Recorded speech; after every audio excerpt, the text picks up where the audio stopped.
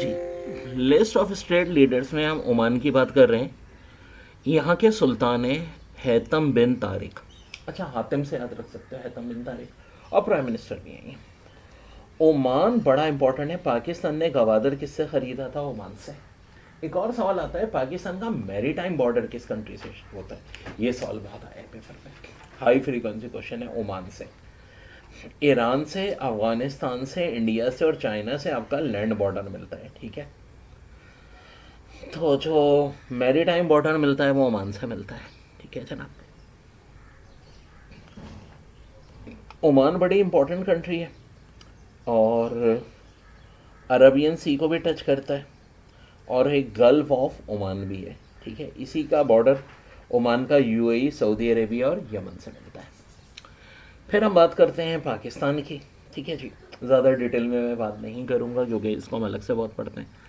ठीक है, इस वक्त प्रेसिडेंट आसिफ अली जरदारी और प्राइम मिनिस्टर हैं शहबाज शरीफ। इसके बाद हम बात करते हैं, नीचे आ रहे हैं पलाऊ। पलाऊ से ऐसा लग रहा है जैसा कि पिलाओ है ना। ये जो पैसिफिक ओशन में बहुत सारे जजीरे हैं, उन्हीं में से एक जजीरा है पिलाऊ। नेग्रोलो मैच इसका कैपिटल है। ये बात इंपॉर्टेंट नहीं है। इंपॉर्टेंट बात यह है कि आज़ाद मुल्क होने के बावजूद भी ये यूएसए की टेरिटरी में आता है।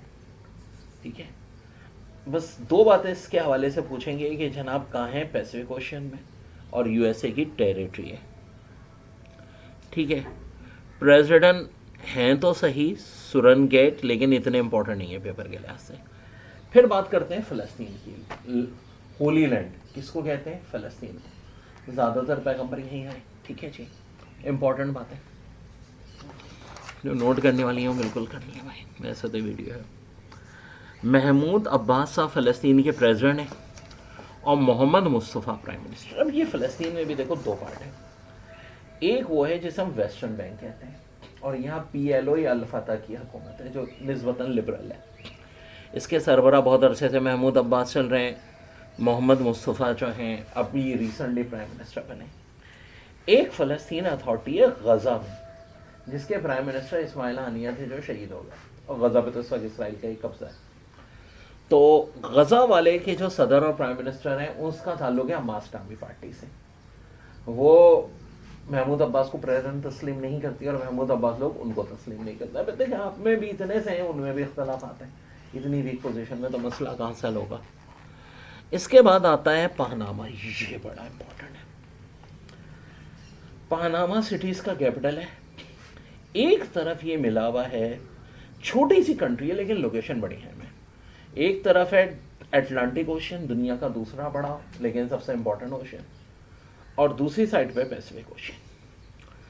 और अमेरिका ने इसको ज़बरदस्ती कोलंबिया से आज़ाद कराया। देखिए, पनामा दोबारा आज़ाद हुआ, पहले स्पेन से फिर कोलंबिया से। अमेरिका ने कराया था, मकसद था इसके बदले कैनाल बनाना और बना दी गई।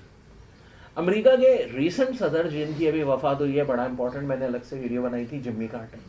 100 साल की उम्र, वाहिद सदर जो सेंचुरियन यानी जिन्होंने सेंचुरी अपनी ज़िंदगी की पूरी की हो। अल्लाह ताला हम सबको भी अच्छी सेहत से सेंचुरियन क्या डबल ट्रिपल सेंचुरियन बना दे, अल्लाह की मर्जी है।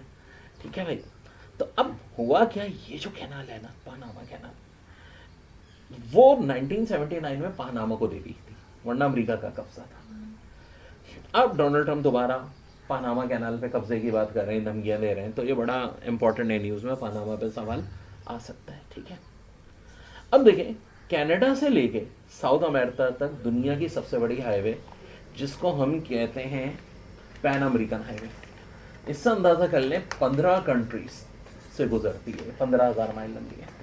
लेकिन इसमें एक गैप है जिसे डैरन गैप कहते हैं। वो डैरन गैप भी कहाँ है? यहीं पनामा के आसपास। क्योंकि यहाँ सड़क बनाएं कैसे? कभी छोटे छोटे तालाब आ जाते हैं, कभी दलदल आ जाती है। अच्छा, ऊंची पहाड़ियों ना बन जाए, क्या होता है, एक टीला आ गया अचानक, फिर एक तालाब आ गया, तो यहाँ अभी तक कोई सड़क भी नहीं है। डैरन गैप कहाँ है? वो भी यहाँ पनामा की साइड पे ही है। फिर बात करते हैं हम पापुआ न्यू गिनिया। दुनिया का दूसरा बड़ा जो जजीरा है उस पर यह कंट्री वाक़ है जनाब। यहाँ पे देखें इसको, पापुआ न्यू गिनिया आपको मिलेगा। पापुआ न्यू गिनिया में दो, बेसिकली जजीरे का नाम न्यू गिनिया है, दो कंट्रीज हैं।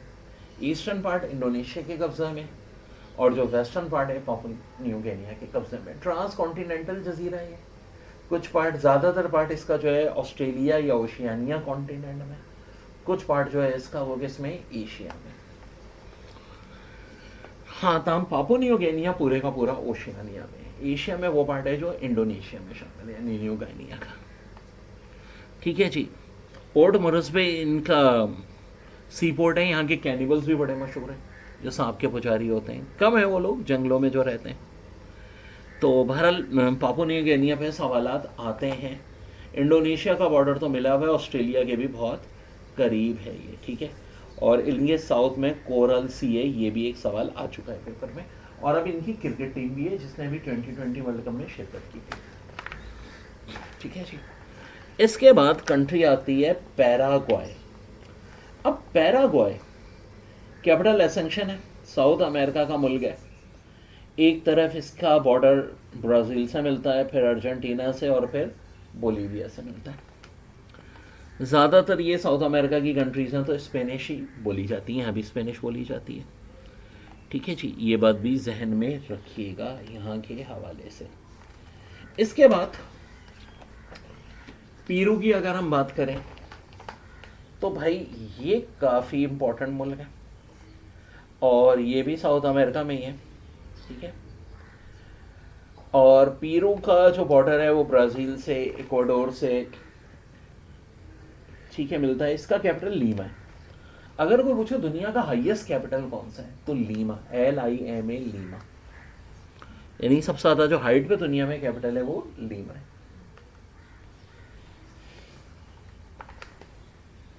एक सवाल और बड़ा इंपॉर्टेंट होता है साउथ अमेरिका के हवाले से कि ब्राज़ील से सारी साउथ अमेरिका की कंट्रीज का लैंड बॉर्डर शेयर होता है सिवाय दो के। वो दो कौन सी हैं? एक इक्वाडोर है और एक कौन सी है, चाइल। इक्वाडोर और चाइल का लैंड बॉर्डर ब्राज़ील से नहीं मिलता, बाकी सबका मिलता है।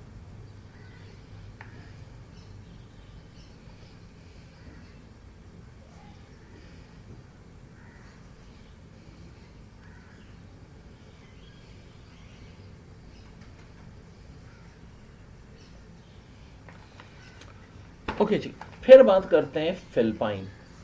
अब इनके प्रेसिडेंट का नाम बहुत इंपॉर्टेंट है, बोंग बोंग मार्कोस। ये बहुत आएगा पेपर में। बोंग बोंग मार्कोस, साबिक सदर मार्कोस के बेटे, बोंग बोंग मार्कोस।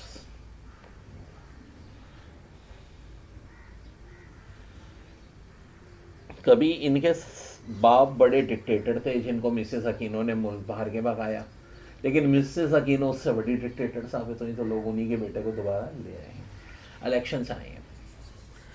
फिलिपाइन का कैपिटल मनीला है। सबसे बड़ा सिटी है क्वेजन सिटी, और हजारों जजीरों पर मुश्तमिल है ये भी, यानी फिलिपाइन भी। और सबसे बड़ा जजीरा इनका लूसन जजीरा, फिलिपाइन का, LUZON। अच्छा, इंडोनेशिया का दायरा पड़ोसी ही है, मैरीटाइम बॉर्डर शेयर होता है। इंडोनेशिया में भी बहुत जजीरे, इसमें भी 7,000 से ज़्यादा जजीरे फिलिपाइन में, और इंडोनेशिया में 17,000 से ज़्यादा जजीरे। यानी एरिया ही ना ज़्यादातर जजीरों पर मुश्तमिल कंट्रीज़ का है। फिर इसके बाद बात करते हैं पोलैंड की। देखिए, मेडिकल में ना बहुत आगे बढ़ गया है पोलैंड।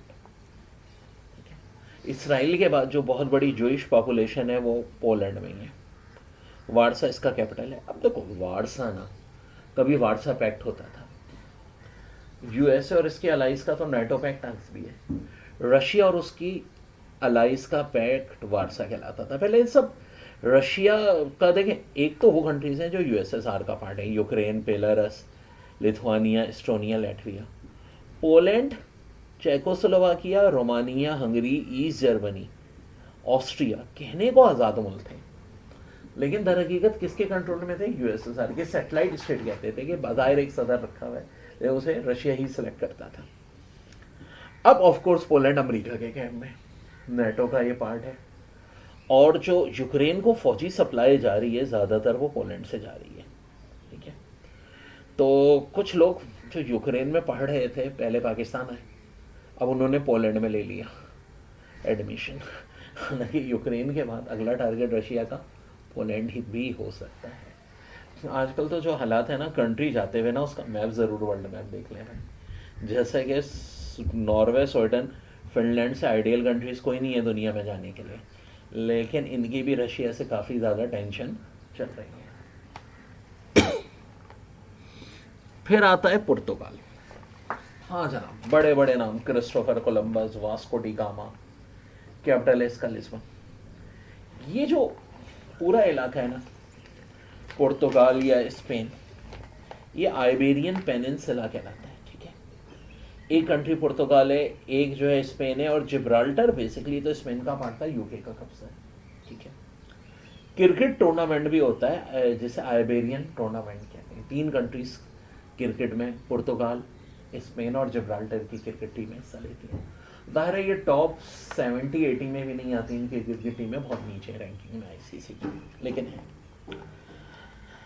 अलबत्ता पुर्तगाल और स्पेन मोरक्को के साथ मिलकर फुटबॉल वर्ल्ड कप करेंगे, तो कोशिश ये है कि किसी तरह अफ्रीका और स्पेन को मिलाने का सिलसिला रखा जाए, क्योंकि बहरहाल करीबी पड़ोसी हैं। टेंशन भी रहती है क्योंकि मोरक्को के कुछ जजीरों पे आज भी स्पेन का कब्जा है, जैसा कि कैनारी आइलैंड है, ठीक है, और भी कुछ इलाके हैं जिन पे कब्जा स्पेन का है। तो ये है भाई सारी सूरत हाल।